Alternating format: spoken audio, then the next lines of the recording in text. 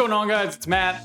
I wanted to go over a couple things that I think that current medical device sales candidates do incorrectly when they are trying to search for a job, whether it is their first job that they have had or is something they are looking, something new entirely, and they've already had med sales experience.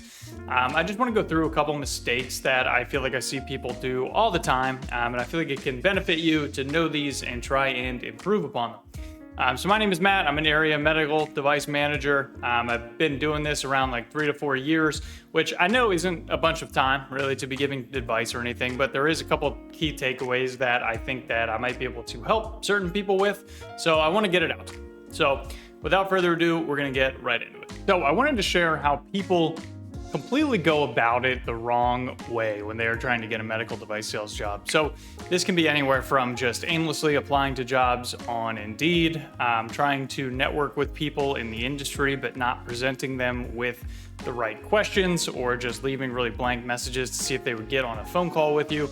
A lot of times, these things can be okay, but that's not really going to be optimizing your chances. You have to really go out there and do something for somebody, or really be, a resource for somebody to get them to really go to bat for you. Because a lot of times people nowadays are very busy, especially if they're in the medical device field. And they're not just going to really just be taking a lot of handout calls, or they could be getting people that are like you that are messaging them that exact same thing all the time. So it's sort of like what is going to differentiate yourself from the other people. I do have things in my coaching program that will do that for you. However, there's a lot of different ways to differentiate yourself from other candidates. And another thing is not being prepared for interviews. When you do get interviews from med device sales companies, these are something that, think of this as almost, a class you're taking. You should prepare for it. You should do your homework on it. You should do a lot of things to prepare for it, because you have to think of that interview as almost like taking a test. And I think a lot of people just go into it and they wing it, and they don't really prepare for it in the way that they should. And it shows. It shows to the people that have been interviewing people, that have interviewed hundreds of people. They have, they have a lot of other people besides you. It is a human bias to think that, you're better, or you did the interview better than somebody else. But in the person who's interviewing you's eyes, they don't have that same bias. So you really do have to do your homework and be the best of the best. So the next thing I want to jump into is your resume isn't tailored for medical device. A lot of people will have a resume that I've seen, at least, and they have every single job that they have ever worked since they were 18 on their resume. And medical device sales companies don't like to see this. They really only want to see relevant work experience. And if you don't have relevant work experience, then you're going to have to do something on your resume to try and make it become relevant. Don't just stick a bunch of jobs that you've had that are meaningless so they can go through, and it's really just a waste of their time.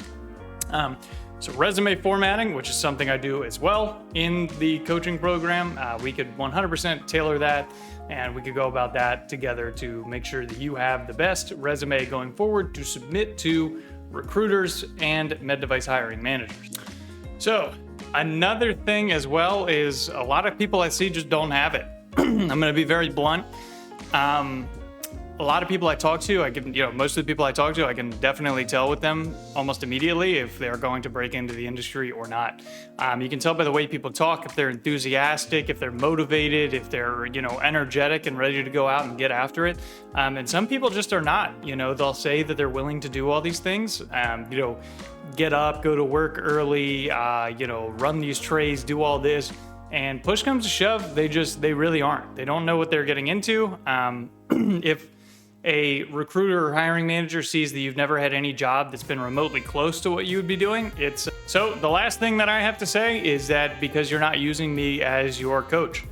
I've worked with a couple other people so far because I've just started putting it out there because it's something that I've just wanted to, just started doing because I just wanted to start doing it. As I've been working with people, helping them get med device sales jobs, interviews, interview prep, mock interviews, showing them how to actually target out companies and go after them one by one to break them into the industry, whether they have experience or not.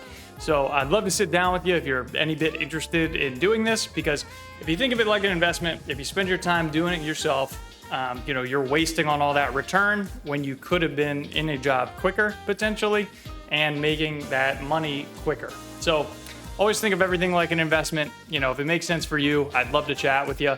Other than that, I'll see you guys next time.